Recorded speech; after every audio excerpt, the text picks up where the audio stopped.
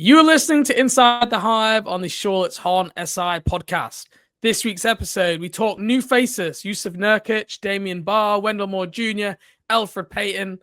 And we also have a little bit of discussion about what is the team playing for? What is success?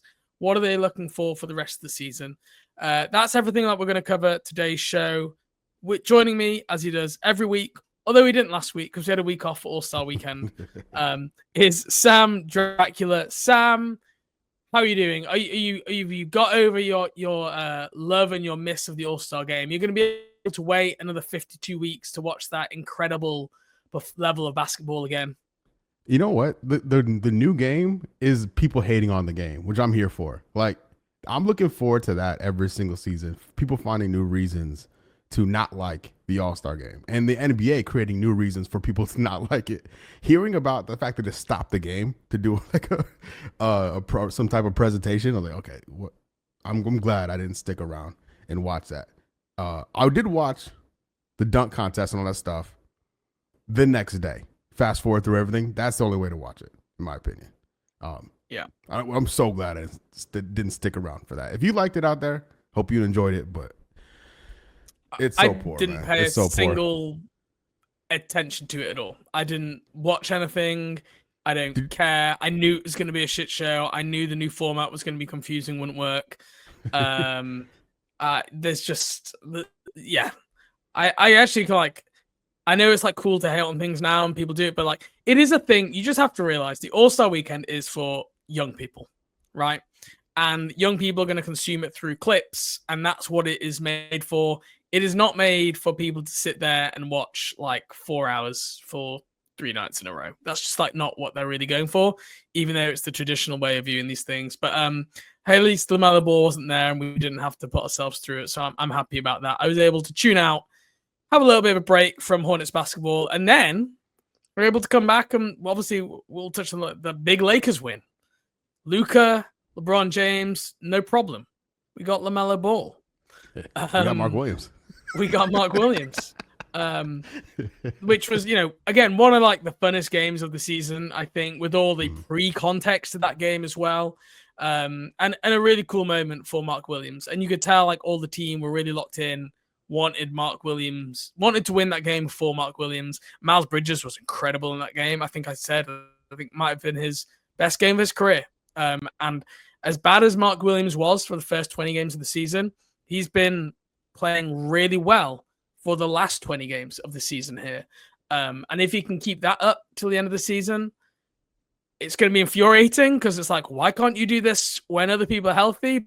But equally, it'll be a positive thing because that contract was looking dicey for the first couple of months there. Yeah, so, his agent has come out to like basically back the Hornets side about this whole rescinded trade and everything. And it does feel Mark Williams' agent, yeah. Who also is, I guess, the agent for Connect, which is awkward as well. But he is on the Hornets side of all of this, which, regardless of whether the Lakers had cold feet, the question of how injured or not healed Mark Williams really is, that question, if that is a Lakers loophole that they leaned on to get out of the deal and not a real determining factor in his career, then yeah, this is could turn out to be something really positive for all people involved.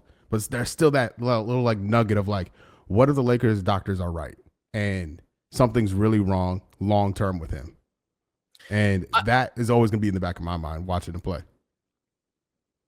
I think we have to try, and it's hard, but we have to try and get out of this idea of like that there is right or wrong in this. Like, you're talking about long-term medical projection. It is all shades of gray. It is all percentage chances, right? So I don't think the Lakers, they could be wrong, but I don't think they've made something up completely out of thin air. I think they've probably read into something more so than other people would. And where they might give a 50% chance for re-injury, other teams would say it's 10 to 20%. And, every player might have a 10%, so it's these versions of gray, which are really difficult and nuanced to get into. And we in the media will never, ever get the level of insight because it's just not good. It's not something that will get released. It's private, personal, medical information. But I mean, it's interesting. Like Mark Williams is back and he's playing. We talked last time we spoke. We were like, does he come back and not play? I think we were both on the same page. We thought the most likely scenario was he wouldn't play, that they would let him try and focus on getting him healthy for the rest of the year and kind of just revisit things in the summer. But they wanted to have him back and they want to be playing. Yes, he's got this left foot injury management, so he's missing this first night of a back-to-back, it appears. But he is back and he is playing for the Hornets, which that was just not a definite thing that would happen last time we spoke, but it is the way that they seem to have chosen to go about it. And his togetherness with the team, like, seems to really be there. He seems to be taking it the right way. Had a good interview with Rod Boone of The Observer, saying all the right things. The question is, behind the scenes, what are those relationships with the agent, with Mark Williams, with the Hornets leadership? Look, I think it helps that he was being traded to the LA Lakers to play with LeBron and Luka. It's not like they were sending him to freaking, I don't know, Memphis or New Orleans, right? They were sending him to a place that he was going to have a lot of fame and a lot of success. So it wasn't like they were trying to do him dirty, but it is interesting. I just don't know where this goes in the summer now. I still don't know if they're playing him to up his trade value to say, see everyone, he's healthy, he's fine. I don't think he's been great in the first couple of games back, I have to say. I think he's looked a little bit rusty in both the Lakers game and in the Blazers game. But hopefully he can get back to the level he was at beforehand. Yeah, and, I think the Hornets, before all of the trade stuff, had 4 back-to-backs where they rested Mark Williams. So this is him missing that one game and then missing tonight's game as we're recording this is on track to what they've been doing with him, just taking care of him. Because there is that thing where, like, well, this guy's 23 years old. He was just playing 25 minutes. He just played 25 minutes before all the trade stuff happened. And now all of a sudden, he misses 2 weeks and now he has to be babied back onto the floor. And the Hornets, to their credit, have been really disciplined with their Mark Williams plan now that the trade plan fell through. Yeah, and it's also hard at this point to know, is it injury management or is it self-tanking? So because we're also at that phase of the season too, and it's impossible to know at this point, right? And it could be a little bit of both. Yeah, I mean, there's an argument to say if you want to tank, you play him more. Like, there's an argument to that. Sam, coming out firing this week.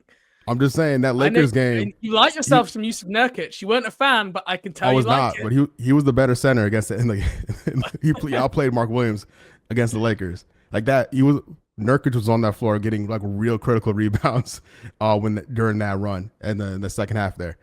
So shouts to him. Don't ever trust me on Nurkic. I told you, Sam. My bad, bro. Nurkic, I'm coming around. Just stop shooting threes. That's it. But with Mark, I'm just it's concerning only because I am looking at Musa and now Nurkic and Mark Williams, and right now, like today, who passes the eye test the best? And I look at what Musa does and what Nurkic is offering. Mark Williams is the best scorer out of all of them. But I think that's where he really separates himself. Only place he really separates himself amongst the three of them. And I need that to round out the rest of the way for me to feel better about this trade not going through. And I got to imagine other teams are taking notice of that. Like, I know it's LeBron, but he's 40 years old. Like, he should, in no way should he be bailing out and getting dunked on by LeBron, right? Even Donovan Clingan against Portland. Clingan jumps up, straight up into the air. Mark Williams jumps into him. Clingan does not move. Like, Mark finding an opportunity to round out his game and build out his body is going to be crucial for his individual NBA career. We won't get answers on that this season, I don't think. But, like, long term, if he's going to be a healthy and a healthy player in the NBA, like he needs to get stronger, man. And it's showing. It's showing off when he plays against these bigger teams or teams like the Lakers who need a center that where he kind of gets lost in the shuffle, which is also concerning. Look, I'm probably not. I don't feel I'm at the point where you are, like in terms of viewing Nurkic and Diabate as more impactful right now. I know you're talking about these two Like today. games, Like yeah. Yeah, but we're also like a couple of weeks away from Mark Williams, playing. It's a pretty incredible stretch of basketball, the best of the stretch of his career. So I'm not overreacting to that too early. He's still really young in his basketball career. Like there's still a bunch of teams. Mark Williams has never played against some of these players. He's playing against some of these players for the first time in matchups. He's playing with LaMelo Ball still for like the first real time in his career this season. So it's all still super early. And we have seen defensive flashes, I think, earlier in his career with the Hornets. So yeah, there is still patience there. I don't think we should be having panic discussions about should Mark Williams be in the rotation ahead of those two. I don't think we're there yet. Speaking of Nurkic, let's go on to it. Since we last spoke, bunch of new faces for the Hornets. The list of players who played for the Hornets this season on Basketball Reference is getting long. We're at 24, Sam. There's 24 players now who have played at least one game for the Charlotte Hornets this year. Jusuf Nurkic traded from the Phoenix Suns. He hadn't played basketball for the Suns in a while, fell out with coach Mike Budenholzer, had lost his joy for the game. And since joining the Charlotte Hornets, he's played in 4 games, started 2. He's got averages of 7 points, 8.5 rebounds, 5 assists, 1 steal, 1.3 blocks.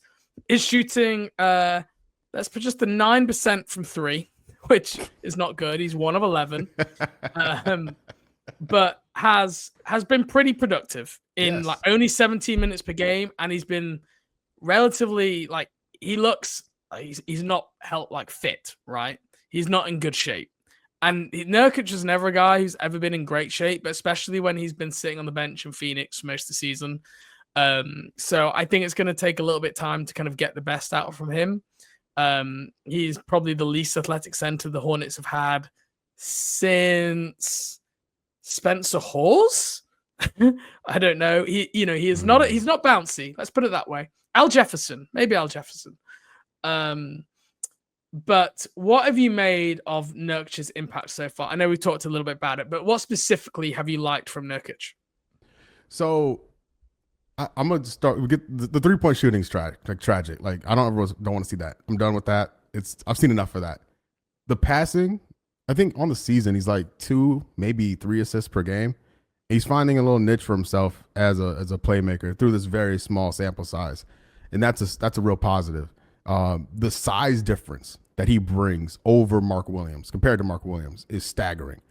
And that is felt, I think, on the glass through this small sample size so far. Like defensively for me is just kind of like whatever. But I think the passing and the rebounding is legit, and I'm here for it. And I think that is sustainable, right?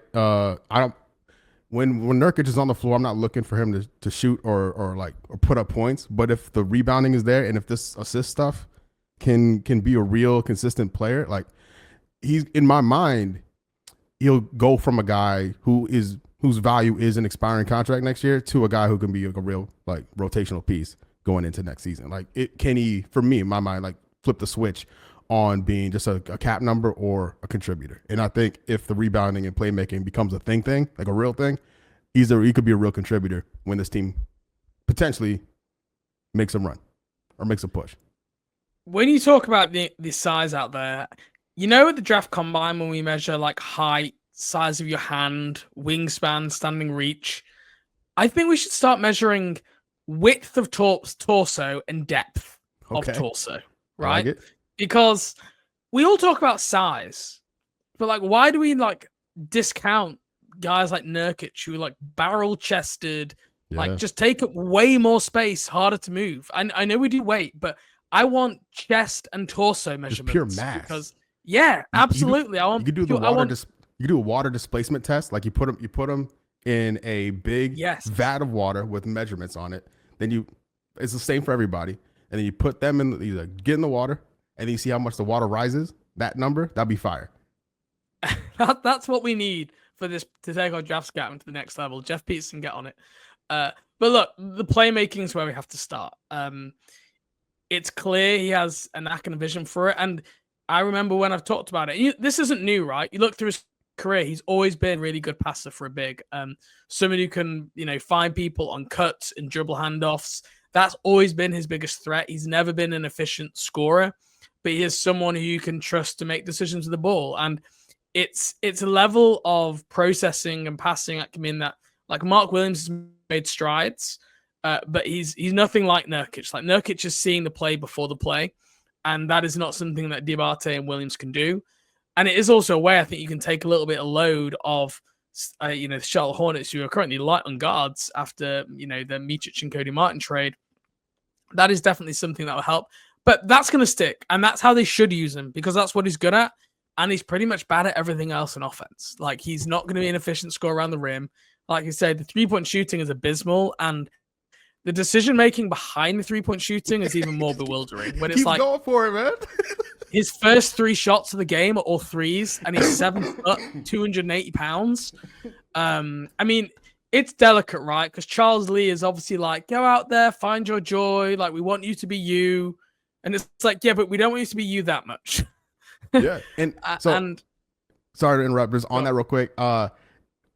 Because of these are West Coast games and I'm in Charlotte, I'm like, I'm not staying up to watch them. So I'm watching them the next day. And it's hard to not like scroll down on League Pass to see the box score. Because in my head, I'm like, does he make one of these? Like, I'm in my head, I'm like, let's just see if he makes any of them. And he didn't. And then the next game happens. I think it was Portland the next one. Lakers. Yeah, no, Denver. So like the Denver game, I'm like, okay, I'm gonna see just so I know with the beauty of hindsight if he makes anything. So like, nope. All right, cool. Portland comes. I'm like, you know what? I'm not gonna be spoiled. If he makes one, I want to be like joyously surprised that he makes one. He makes one and then points to the bench. Like, look, points behind him. I don't know who he's pointing to or who he's acknowledging on the bench, on the Hornets all bench. All the coaches were saying, stop shooting threes. Because it's not just these, right? And for people who've maybe not watched, it's the fact that these threes are they've not been close. They've been air balls, backboard, side rim. It just doesn't look like it's there. And we have a whole career, right? He's been in the league for a decade, and he's a career 28% shooter. Like, we just know it's not really part of his game.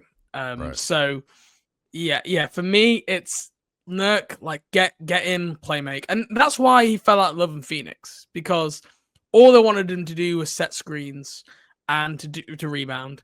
And he's clearly one of those players where he needs to feel offensively involved. Like, for him to do those little big man things is like everyone used to say, right? You run a player to at the start of each half for your big man to get him his post up, to get his 15-footer, to make him feel engaged and involved. And he is one of those guys. But I think they need to do that through using him as a playmaking hub, not through using him as a stretch 5. We've got other players to do that. Well, we don't really, but we just don't need to. We don't need to do that. We'll have one-legged Grant Williams we'd rather do that with. But like you said, the rebounding has been good. I think the defense has been, enough. He's actually fine, like, individually defending guys. He's got like quick hands as well to like get strips. The problem is his like second effort is just non-existent.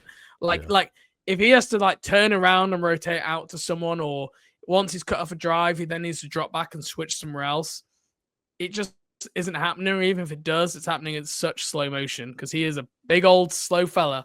Like, and that's not how he used to play. That used to be like his selling point, was for his size. He was actually quite nimble, but I don't know if that's a combination of age or him just being out of shape. And let's hope it's the latter, because that can be worked on. Mm-hmm.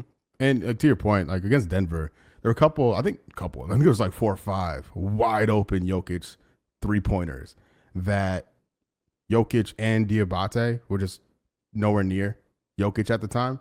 And the difference in the closeout speed between Jokic and Musa is staggering. and really highlights the difference because it makes Musa look faster. To be honest with you, just the comparison between the two of them out there. Yeah, but I think mostly Hornets fans have been pleasantly surprised so far of the production in the relatively low minute role. Yeah. And I think with Mark Williams, with Nurkic, with Diabate, I think you can feel pretty good about this team's depth if they are all here next year, which I think is. In fact, here's a good question: what are the odds? What's the percentage chance you think that all three are on the roster on opening night next season? All three? Damn. I'm gonna go 60%, 60%. That all three I was going to say 50. I'm like completely 50-50 tournament. Yeah. I think Nurkic or Mark Williams could be moved in the offseason. Yeah. I'm almost certain Diabate will be on the team. Yeah. But yeah, maybe I should be 40%. But yeah, but it seems like he's enjoying himself. He's finding his joy. Charles Lee's talked about that, his voice in the locker room has been a welcome leadership boost, which is, quite the opposite of what they talked about him in Phoenix. So I'm happy that he's, despite playing for a worse basketball team, you can tell that he is enjoying his basketball more. And that is a good thing because a happy Nurkic is a productive Nurkic. And that's what they've got so far. Yeah, no doubt. It looks weird. The 11 on him looks weird. The number, like with all the changes we've seen from the Hornets, like him wearing Cody Martin's number is a bit like, wait a minute, it's a bit weird. Numbers are just one thing that just go over my head. Like I could not have told, if you'd have told me what number Nurkic is wearing or who wore 11 last, I really don't know. It's just not something, but I take your word for it. Let's move on to our next guy. Anything else in Nurk from you? No, like so far so good. I know the Portland game was asked, but everybody was asked that game. But yeah, I'm looking forward with however many games left we have. Like I'm here for Nurkic the rest of the season. Like I'm looking forward to it. And Nurkic has another fully guaranteed $19 million next season. And essentially the Hornets got that probably late first round pick, somewhere in the mid-20s for paying Nurkic next year. So that's what you have to come down to. It's not like you're like, oh, is Nurkic great? Well, you're getting Nurkic and a first round pick. But that trade also took away the root for cap space because without Nurkic on the team, if they'd have just waived Martin and Micic, which they could have done this summer, they could have had around 20-ish, 23 million in cap space this summer. So it's the opportunity cost. You won't have that cap space to sign free agents or to do other things, but you have the first round pick. Would you do that trade again? I think I would. I think I like the move. And it, at the time, it made even more sense because it filled a need because they needed another center. Yeah, and the Hornets with cap space isn't really a recipe for success historically. So I would rather them get the asset and then either have the opportunity to draft somebody to improve things or use the Nurkic contract to trade for somebody to improve things. And they still have, even though Nurkic is on the roster, they're still about 33 million away from the luxury tax. So even though they don't have cap space, they can still make trades, use their mid-level exception to take on like bad money. So you could trade Nurkic's 19 million. You could trade him for someone who makes like 8 million more. So you could still take on bad money. You're not going to hit the luxury tax and get draft capital. So you're not completely, tied to not being able to make any deals with this first or second apron nonsense. They're quite far away from that. So that's good. Let's move on to Damian Baugh, who got signed to a 2-way contract, has only played in 2 games, but in those 2 games has averaged 29.5 minutes. He's also averaged, I think, 15 points per game, 4.5 assists, is shooting an impressive, 73% from the field. This is all super small sample size, obviously. But they've obviously kind of brought him in to play some backup point guard with KJ Simpson not able to play every game because he would reach his limit quickly and wouldn't be able to play in the rest of the games because he's been active so often this season already. So they brought in Baugh, who's another point guard, combo guard. But he's a really interesting story because when I heard they signed him, I went back and I looked and I was like, I didn't really recall like Damian Baugh being on many draft boards. I don't really remember him popping in the G League or in Summer League. And you look back through his track record And he is definition of like a very average looking NBA, even with like a borderline NBA player career, like never averaged above like 7 points per game in NBA Summer League. In the G League was like a 12.8 assist player. Like he has not been a scorer really at any point in his career. Yet in Charlotte, in the 2 games he's had so far, he's been a really confident, aggressive scorer. He's brought length on defense. He's had some nice passes. He had a really good, like a little firing pass to a cutter, which was really impressive. Mm-hmm. It's only been brief. And we said this about Isaiah Wong as well, right? And Isaiah Wong got waived. But like after his first couple of games, he kind of popped off the screen. But like so far, it's hard to say that Damian Baugh hasn't done the same thing, maybe even more so. So he's done a really good job coming in here on the fly, not knowing the team, being thrown in right at the deep end, and he's made a positive impact so far. Yeah, I mean, that Denver game, he stripped Russell Westbrook in the backcourt, created an easy chance for himself. Like, he was making it happen for himself through high-effort plays, which is like the minimum expectation you should have for a two-way guy, like a guy to really maximize his opportunity out there, not settling for jump shots and really trying to make something happen. So from that level alone, it's been really positive for me. Yeah. And he's like really smooth with the ball too. That's a nice bonus. Like, yeah, I don't get like, all these guys, like they're quick to move it. Like none of them are like real like ball stoppers or will like dribble the air out the ball. Like they're keeping moving, and they really play team basketball, not trying to do too much. Yeah. A couple of other newish additions to the team. Elfrid Payton has started 2 games. Elfrid Payton has started 2 games for the Charlotte Hornets this season. I can't believe I just said that out loud. He's been legitimately terrible. There's no other real way to put it. He's currently shooting 16%. Like he cannot score, and he's not looking to score. He is functioning simply as a distributor. But the problem is he's not really done that effectively either. He's got 3.5 assists to two, basically 1.5 turnovers per game. And whenever he's out there, things just look hard. Like he keeps looking for cutters on the baseline, and he keeps having players who don't want to cut. Like he's trying to like hit Nick Smith Jr. on a backdoor cut, and Nick Smith is like, "I've never cut to the rim in 2 years of being in Charlotte, Elfrid. What are you doing here? Like, do you not know my game? I am shooting a 3. I'm getting to the free throw line for a little step back mid range jumper. I don't do that cutting thing." Yeah. Now, maybe he should. Okay, maybe Elfrid Payton has a point, but so far he's definitely struggled to find a flow. I know he's played in games where LaMelo has been injured, and he had like a 21 assist game earlier in the season, I think, for the New Orleans Pelicans. But we have yet to see that type of production so far, and I'd be pretty surprised even if they sign him for the rest of the season at that point, especially with Damian Baugh playing so well as the backup guard. Less experienced, but it's been hard. He's just been so much more effective in the limited minutes that we've seen so far. Yeah, Elfrid Payton ain't it. And I know you're not into jersey numbers, but he's wearing Meech's own number, and maybe that number's cursed. I mean, get that one out the rotation just a little bit. Give it a year, cool off before anyone else wears number 22. Last one, Wendell Moore Jr. Signed to another 2-way contract.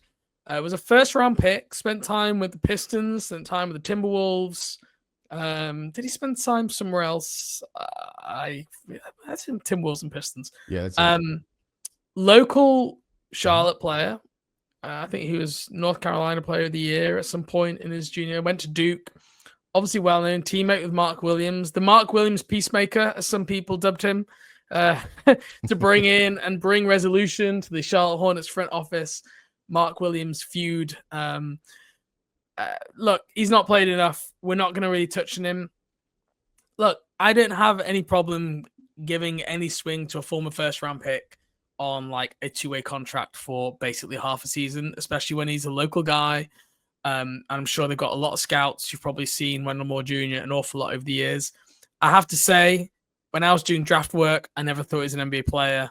When I've seen anything in Summer League or in the G League, and I've caught him a couple of times over the last couple of years, he's never popped. He looked a bit of a ghost in that first game he played. He had a little bit more success against Portland, but he is probably a poor man's Cody Martin. I understand them wanting to find a replacement of sorts for that.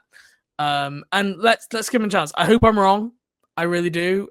And he's going to get a chance here because the Hornets are playing everyone towards the end of the season, and it's probably only going to get worse from here with these lineups. So yeah, there should be ample opportunity for Wendell Moore to get some action, like to make the most of it, and it's up to him to capitalize on it.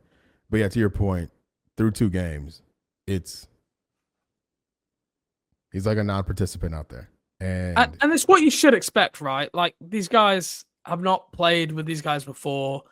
Like, you could see in the first game, he was like really careful. The opposite of Damian Baugh, who came in and was like, "You're gonna know who I am. I'm gonna take shots. I'm gonna play full court. I'm gonna pop off the screen." And like, those shots went in, so you go, "Oh, it worked." Wendell Moore came in and was very, very passive. It was like, "I don't want to step on anyone's toes. I just want to go out here and make the right play." And then the kind of later in the game, he was like, all of a sudden, like, no, I actually know I do need to do something. I've obviously been told by a coach, take my shot, be aggressive. And then he tried to force it and do too much. There was a fast break point where I think he like forced a transition opportunity when he could have had an easy kick out or passed in the cutter. And you just felt like he was hunting and searching for it a little bit. So, yeah, more to see from Wendell Moore here, but he's going to get an opportunity. Yeah. Good luck to him. This is the point of the season, Brad. Good luck to him. When you said when you're describing him, I was like, damn, he sounds like Josh Green. Like, we got another. Everything he said reminded me of Josh Green. Ugh. And Josh Green did his typical. As soon as LaMelo Ball's out the lineup, Josh Green comes out firing. Season high, right? It was against Denver. Yeah, what the hell, man? He's incredible for like turning up his offense. I mean, you just want to say to him, can you not be that aggressive offensively when everyone is fit and healthy? Because that would take a load off other people. But he obviously doesn't feel that him playing in that aggressive manner is the best thing for team success when there are other people on the team to take those shots. And that's what it comes down to, right? Like, he knows it's better than me taking shots than Elfrid Payton and Wendell Moore, but it's not as good as me taking shots if it's taking them away from LaMelo Ball and Mark Williams. That's why he's perfect as a 6th man, as that guy off the bench. But unfortunately, that's not the role he's cast in with this Hornets team. Not yet. Not yet. All right, let's move on to our next section. You want to talk about what you think the team is playing for here to finish out the year. So I'm going to hand over to you first. I want you to get started. Yeah, so my gut feeling with this whole roster, the whole team, was that they're going to tank, right? They took Salon, they took a kid, a raw project, draft night, and for me, that was like a soft launch on the tank. And then now that we're more than halfway done with the season and everything is looking bad, we're pretty locked in to a tanking situation, right? And so the question for me was always like, with LaMelo, how much are we going to get of LaMelo? And they've been resting him on these back-to-backs, which is fair. But does he get shut down at some point? And I'm wondering how much opportunity he'll have to play it out, so to speak, because it's year 5 for him.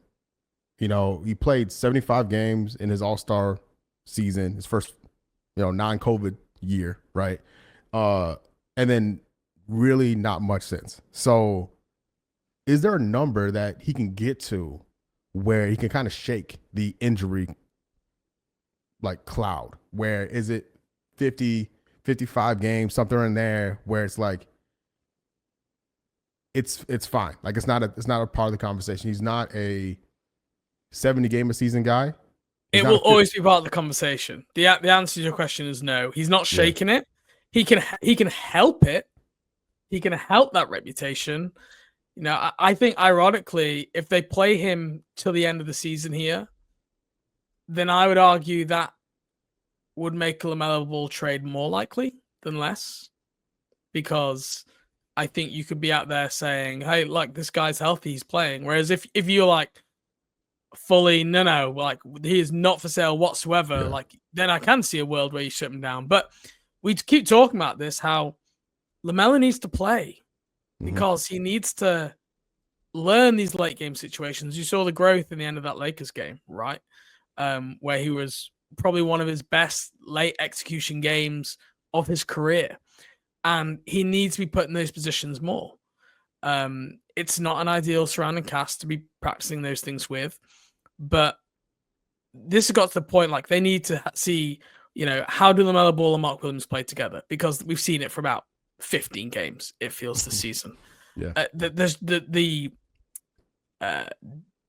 data set is just so small on LaMelo Ball playing with a lot of these key players.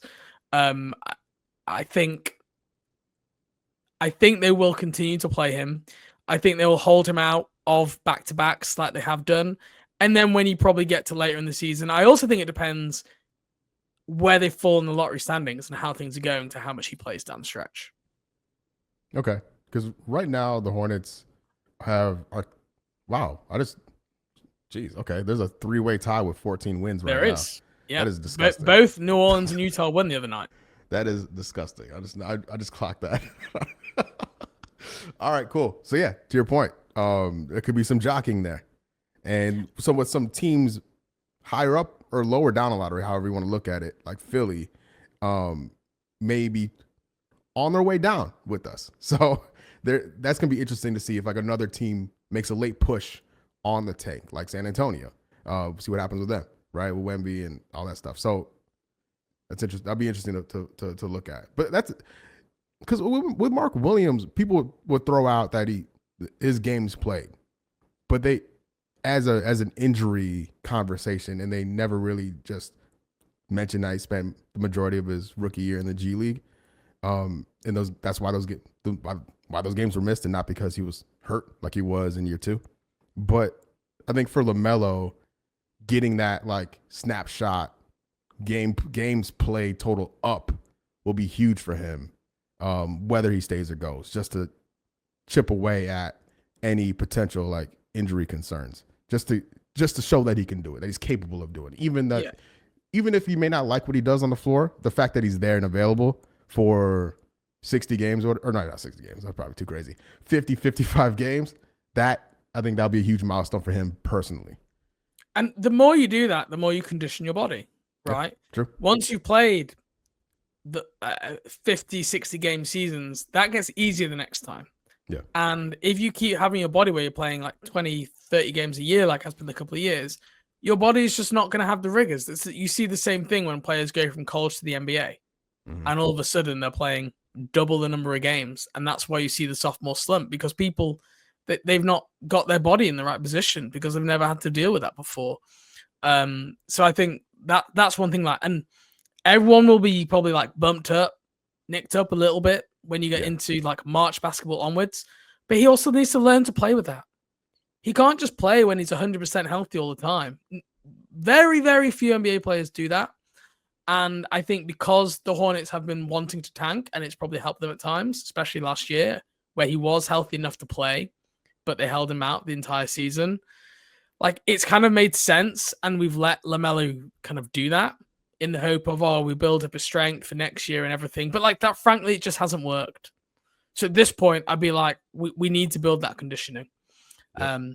You mentioned on like the draft lottery watch, a lot of people say, well, what's the difference if they finish like Washington? I think are probably locked in to be the worst team. Not for sure, but probably. Yeah. I then think like New Orleans, Utah, and Charlotte could finish in any order. What's the difference between second and fourth? Right now, people say, well, you've got flattened lottery odds now. All right. So there's not really an advantage from finishing second to fourth. I get that to an extent, but what you put yourself at risk is, and this is why I think the Hornets actually might tank really hard here, is if you finish with the second worst record, you only have a 20% chance to be outside the top 5 picks. Okay, you have the same percentage chance at number 1, number 2, and number 3 as you were if you're finishing first, second, or third. but you only have a 20% chance to fall outside the top 5. And this draft, there's kind of a consensus top 5 forming with Edgecombe, Harper, Bailey, Yakashonis, Cooper Flag. Have I mentioned 4 or 5 there? The kid from Illinois as well, right? Yakashonis, yeah. Edgecombe, Bailey, Flag, Harper. I think that's 5. Yeah. That's kind of a consensus top 5 forming. If they were to finish 4th, all right, all of a sudden they have like a 19% chance to be finishing. Let me do my maths in my head here. A 46% chance to be finishing outside the top 5. So although their odds to move up aren't great, their odds to move back almost double if they finish 4th in the lottery odds versus 2nd. Now let's take this back to last year. Everyone was saying the same thing. It doesn't matter. Remember, they won that Cleveland Cavaliers game on the last day of the season. JT Thor went crazy. Yes, that happened. And they beat the Cleveland Cavaliers. And that ended up shifting them, I believe, back 2 spots in the lottery. And they went, I'm pretty sure, from 4th down to 6th. And if they had not done that, if they had not won that Cavs game, they would have finished in the same position that the San Antonio Spurs did. And they would have been in position to draft Stephon Castle. And everyone told me, it doesn't matter, James. It's a weak draft. It doesn't matter. It's flattened lottery odds. And I was telling people it does matter. And it matters again this year. And that's why I think the Hornets might tank super hard down the stretch here. And that is the one thing I do worry about with Mark Williams and the Melo Ball playing. If Utah and New Orleans, if they're jockeying back and forth, I think the Hornets could be keeping an eye on that to help inform what they do with LaMelo and Mark Williams in terms of playing the rest of the year. Do you think like Miles Bridges gets swept into that? He gets shut down at some point? Like, do you think they go like Josh Green just right off the top, the four starters out of the mix? Like, do you think? I think it could. If it's close, yeah, between like the difference between 2nd and 4th, like I didn't see them getting anywhere near Toronto or Philly or Brooklyn or anything like that. But I think they could be really pushing to go as high up as possible because they want to be in that top 5, because there is a universal understanding that the top half of this draft lottery, of this top 10, is strong. And the second half of the top 10, like there's not that much difference between the guy going 6th and the guy going 12. And you just do not want to be in that position. They do not want to be in the position when they fall back to 6th and get Tijon Salon like they did this season. That is not what you want for this year's draft. That would be a disaster. Because the Hornets have one more game against the Wizards, so we can all look forward to that. Wizards probably win that, like they won the other 3. You got one game against New Orleans and one against Utah. So that's gonna be some bullshit. I'm excited for that. Some tank off for real live on television. I'm excited for that. Is that it? Did I miss somebody? No, yeah. Washington, New Orleans, Utah. Yeah, all those teams are still on the schedule. It's Toronto. There's 2 games against Toronto in the mix there. Philly. Are we done with Philly? I think we're done with. They play New Orleans and Utah on a back-to-back in the 30th and 31st of March. Yuck. So, I mean, which game do you rest, Mark? If you play one of them, who do you want to tank more, the Jazz or the Pelicans? I would say this is where it gets really tricky. Those are going to be tanktastic, those 2 games. I can't wait already. I'm getting ready for a starting lineup of Damian Baugh, Wendell Moore Jr., KJ Simpson, Moussa Diabate, and Tijon Salon. I'm signing up for that right now. Yeah, somebody's getting fined. Like Adam Silver is going to fine one of these franchises, maybe more than one of these franchises for some bullshit we're about to see in the remainder of the year. Yeah. Anything else? Because of everything we've discussed, I expect Nick Smith Jr. to put up some numbers. Like, I think we're going to see a green light for NSJ to close out the year, and I'm here for it. Hopefully there are good habits and like positive forward building like shots and experience he gets going into next season, like creating some positive momentum going into his third year in the NBA. But I think there's some real nice opportunity for NSJ to put up some numbers when everybody else kind of goes down in some of these games. He's a really simple player, Nick Smith Jr. And I mean this both a good way about it.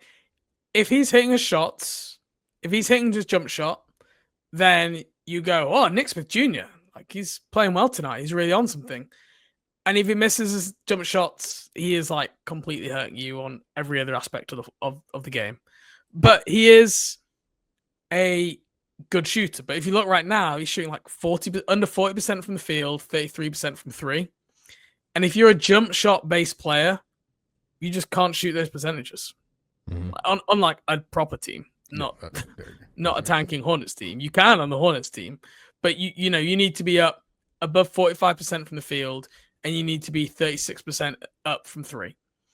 And like he seems to kind of sometimes miss the open ones more, and he like hits some of the trickier ones. That's kind of been a little bit of a theme. But I do agree. I think he's going to have quite a bit of rope for the remainder of the season. And it's interesting, right? Steve Clifford was always someone who subscribed to, you don't find success with a player just throwing them out there, right? Remember there was the big monologue he went on last season about how, and he was talking about Mo Bamba, although he didn't mention him by name. He's like, you have these guys who are drafted high, you put them out there to play them. They don't have to work for anything at any point. They get everything handed to them. And then in 3 or 4 years, people saying, why haven't they developed? Why haven't they improved? And the Hornets are doing the exact thing that Steve Clifford said that he didn't like. Now, Nick did have to wait a year and a bit. Like, he didn't just get gifted this. Injuries created the opportunity. And he has played better. And he went down to the G League and he worked. So it's not like a complete gift. But it's definitely been a situation that has worked well for him. And he's found, you can tell, he's found his own confidence. Like that three he hit against the Lakers in the corner, like that was a big moment for him. Like on the road against LA, playing against LeBron and Luka, and you're hitting a big shot to essentially stretch the game. Those are the kind of things that like build your love and of the game and also your confidence. So it was cool to see him have that moment after being a non-factor for the first 18 months of his career in Charlotte. Do you have a reasonable expectation for Tajon Salon the rest of the way? Or just like whatever you get? Because that's where I'm at with him. It's like whatever he gets, I'm cool with it. Like I have no idea what to expect with him. Like I have no expectations of him now, and I don't see it changing anytime soon. I don't have any. Okay. Like he is someone who he really needs to be in a well-functioning basketball system where he can play like quite a narrow game, like where he can really focus on things he can do well. And at the minute, the Hornets aren't that. So he is like finding himself overstretched and having to do too much. If he could just focus on rebounding and shooting threes and setting screens, that would be good for him right now because he can focus on the things that he can do. Although, the 3-point shot continues to be flirtatious, right? It looks fine at times, but then it's just a tease, right? The 3-point shot is a tease. There's definitely some mechanical things going on. I've noticed the sideways jump, which comes and goes. Like sometimes he goes up and down, sometimes he shifts to the side on the jump shot. It's something that he needs to sort out because he's never going to be a consistent shooter if you don't have consistent mechanics, and there's not enough consistency there right now. No, I don't have a great deal of expectation for Tajon at this point. I think it's probably been a whirlwind of a season for him. A whirlwind of, at this point last year, Tajon Salon was maybe in the first round of draft boards. Maybe. Like, could have been a second round pick.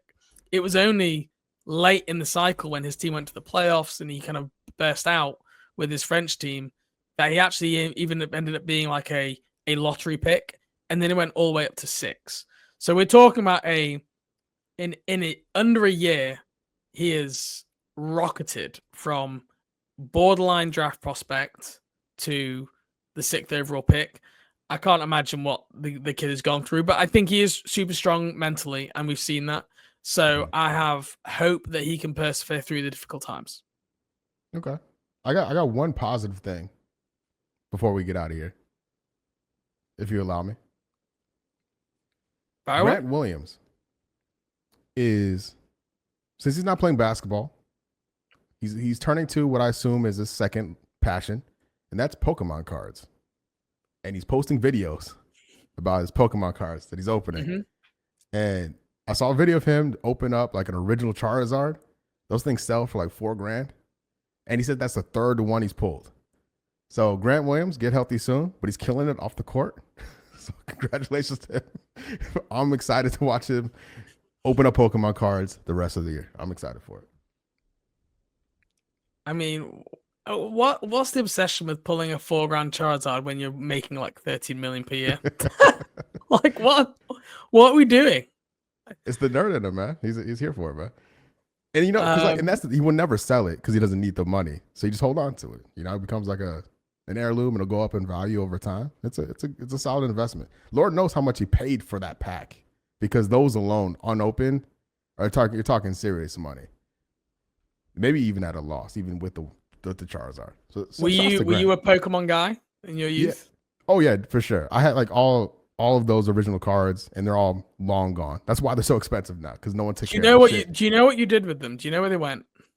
No, I tried to find them. Like I went through my parents' house, and I know I had them in binders, and I also knew I didn't take care of them very well. So even if I did find them, I'm sure that you touch them and it just disintegrate in your hands, because I doubt young me took care of those things. Yeah, I'm the same. I remember I did find a pile not that long ago, and I was like, yes, like I could find some gold. And it was just like Weedle, Metapod, Caterpie, like 5 of those each, all these like cards that you get in every single pack that you ever bought. And I was like, this is nothing interesting here. So yeah. Anyway, we should probably stop the Pokemon talk there. Look, what have we got to look forward to this next week in terms of Hornets basketball? We have the Hornets are playing the Kings and the Warriors in a back-to-back game on the road. I mean, this is another long road trip, right? Straight out the All-Star break, another super long road trip. Then they go to the Dallas Mavericks later this week. So they'll play 4 games by the time that we speak next week. They'll play the Wizards on Saturday. So that'll be interesting to see how that one goes. But yeah, it'll be nice to have a little bit more time. We know key players are going to be out against the Kings, but everyone should play against Golden State. So that'll be an interesting one to watch. They're looking good with Jimmy Butler recently. Yep. But yeah, Sam, let's get out of here.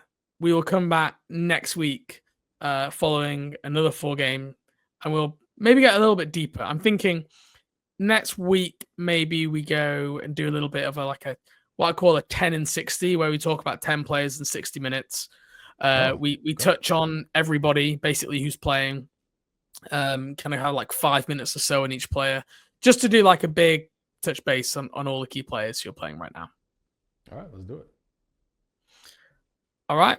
Thanks everybody for listening, and we will catch you next week.